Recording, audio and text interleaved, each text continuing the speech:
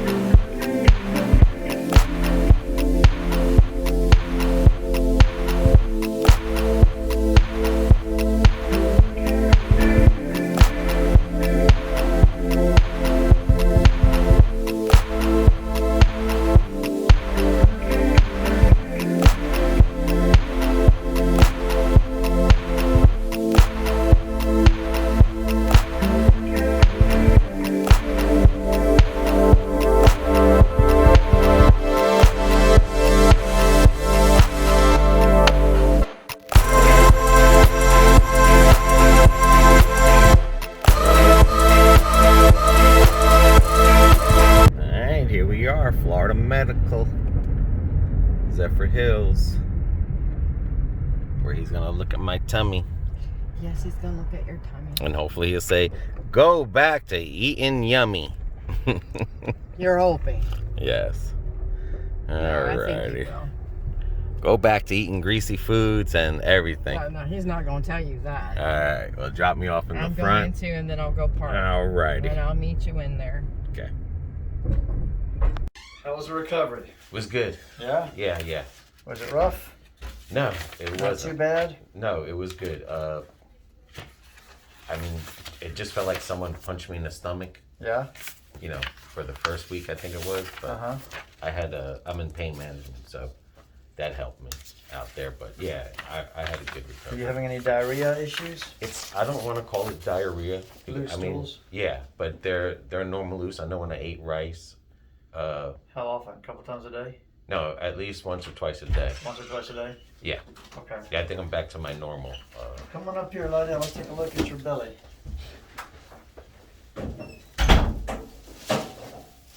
Lie down, Fleming. I noticed like eating rice, like I can't eat it because it must bloat my stomach. What do you put with your rice? I mean, rice and beans. So a lot of times people have some sauces that are high in fat. Usually it's the fatty stuff that can be a little bit tough adjustment after getting your gallbladder out. Okay. As long as you're not having diarrhea several times a day, sometimes it's normal to have some bloating after eating fatty foods. Right. Sometimes I tell people to do a little bit of Metamucil if they're having a lot of loose stools. Yeah, I mean, like I have to take a stool softener because I take the Vicodins. Okay. So that's what I'm saying. Like my stools, to me they're normal. They're not. Okay. Diarrhea. And you're not having any nausea or vomiting? No. Just hunger pain. I mean, that's basically it. Just right there, it's a little sore. A little sore. Yeah. Well, all of these incisions, you're going to feel knots under the skin. Okay. Those are sutures that will dissolve. It takes us a couple of months to dissolve, okay? Not a problem. Remind me, what was this scar from? I had my prostate cancer. I had my prostate removed. That's right. All right. And just gassy. I'm like a hell of a lot. Is that normal? It can be, especially if you're eating a lot of high-fat foods.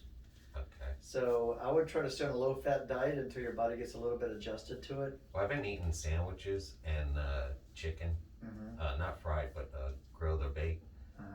So I've been trying to stay away from a lot of fatty foods. I mean, I haven't dove into eating. Do you put mayonnaise in your sandwiches? Yeah. That can be high in fat. Oh, okay. So it's the fats that can cause a lot of gas. But things look good. I'll just put a little bit of antibiotic ointment on it. If you put a little Band-Aid on the belly button and do that once a day for about a week, it'll heal a lot quicker, that little scab. Okay. Let me give you a hand up here.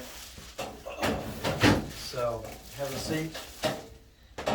Make sure you're walking every day and watching what you eat. Your weight is about the same as when I saw you in December. Yeah, that's what I couldn't understand. But I got to start walking more.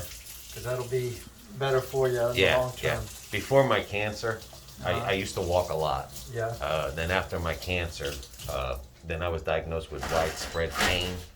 Because underneath my widespread pain syndrome, because underneath my feet were hurting. I don't have diabetes or nothing, but it's just my nerves are all. So I don't know if that surgery kind of elevated it, but my walking had went down. Then of course with the COVID thing, not going out and stuff like that. But yeah, I have to get back because I used to love biking and walking. So those were my two. Yeah. Well, you look good, my friend. I feel You had good. some adhesions in your lower abdomen from your prostate. Okay. But it's just fatty tissue. As long as there's not bowel in there, it doesn't look too dangerous. Actually, this was strange because this was more upper abdomen. That's your liver back there.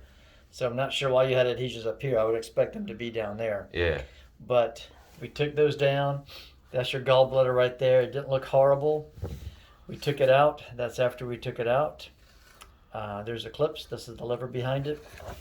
And when you look under the microscope, it showed chronic inflammation, chronic cholecystitis, and gallstones. Okay. So the gallstones that they saw,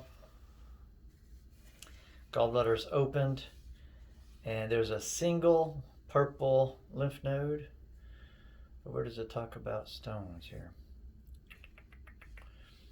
The previous incision revealed a single 1.5 centimeter yellow crystalline gallstone. So you had a 1.5 centimeter stone that was in there.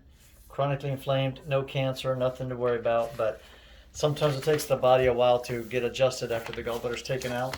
Okay. So you may want to experiment with your diet, experiment with Metamucil. Sometimes it can be a while before it gets back into a routine. So things look good. Don't do any heavy lifting for another good 2, 3, 4 weeks while things are healing near the belly button. Okay, there was a question. Shit. I forgot. Damn it, I forgot the question. That's right. These incisions are going to soften up. The sutures under the skin will dissolve.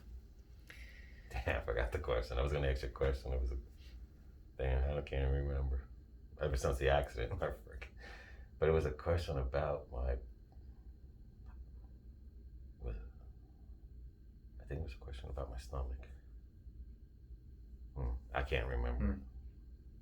Should I still take the acid reflux medicine and stuff? Yes. So different part of the body, but when people have a bad gallbladder, it slows down traffic and it makes reflux worse. So it's good to get that out of the equation. But if somebody can have bad reflux and they just let that go on, it can damage the esophagus and that can eventually lead to esophageal cancer. So don't just let that burn. If you feel it, stay on your reflux medicines if you're supposed to be on those. But also take Tums and Pepto as needed. You don't want to let it burn. Okay, I remember the question about soda and stuff. I used to drink a lot of soda before this surgery. Well, is that how you get the... Taking out the gallbladder, no, people can get gallstones no matter what you do. Okay. A lot of it's genetics. Okay. Say if I stick to juices like apple juice and water, is that too sweet? Officially, you can drink whatever you want. Okay. It's not going to affect anything, your gallbladder. What mainly can make you have more bloating or gas or diarrhea is if you have high fat foods. Okay. But unofficially, if you're working on the weight loss, sodas are packed full of sugar. Yeah. I'm just trying to do away with a lot of... So that would be good to do away with those. Stuff, now, juices are good, but also you'll see a lot of juices are high in sugar as well. Okay. So, you just don't want to do a lot of empty calories if you don't need to. Right. But, so I would just...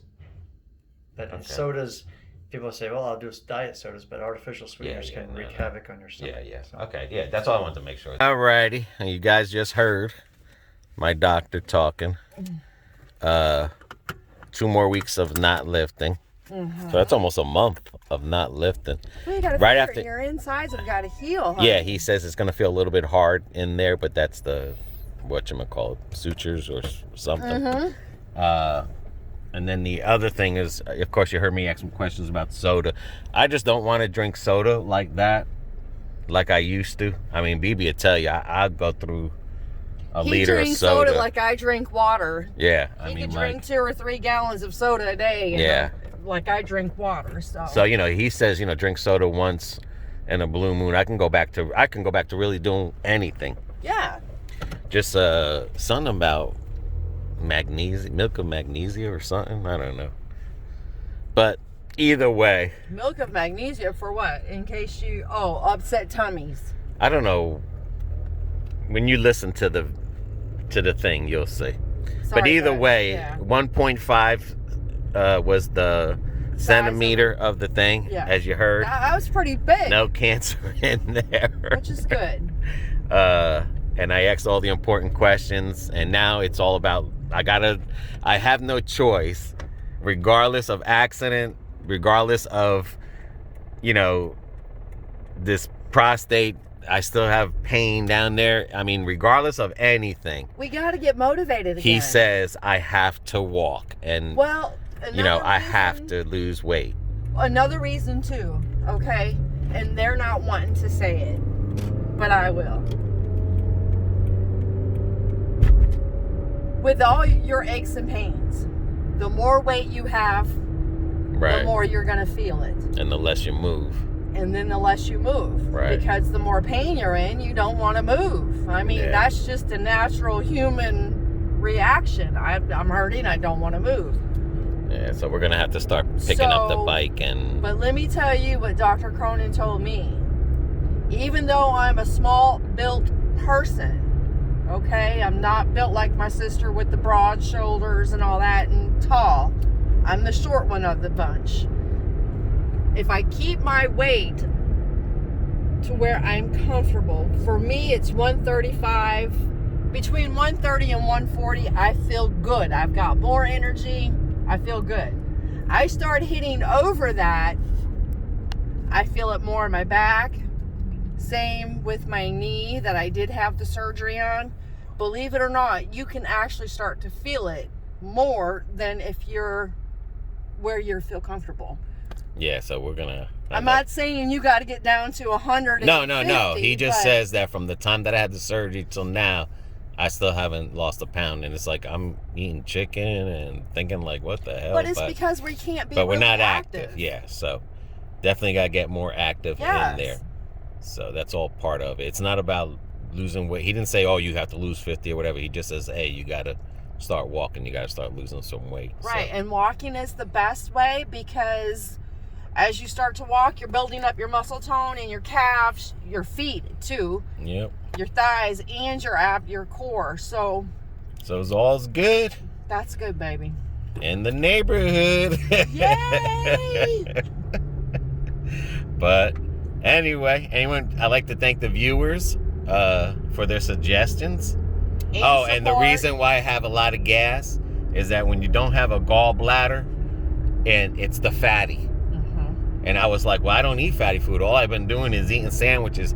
That friggin' doctor was like, you put mayonnaise on it? I was like, yep. I put a ton of mayonnaise. He's like, there's That's your fat. so, like I said, so that's why I'm gassy. It's not because I'm an old fart. It's because I'm an old fart eating that too. the gassy, and also, the fat. So also, your greens, your beans. Yeah. It's going to make you gassy. Right. But he says, the gassiness But is more, from the thing. yeah, you'll notice that the more you eat fried stuff, more oils, I'll be tooting. you'll be tooting, and you can't control that, buddy. All right, well, until our next video, See ya. thank you for all those prayers. They worked and everything. And till our next adventure, See y'all. Bye-bye.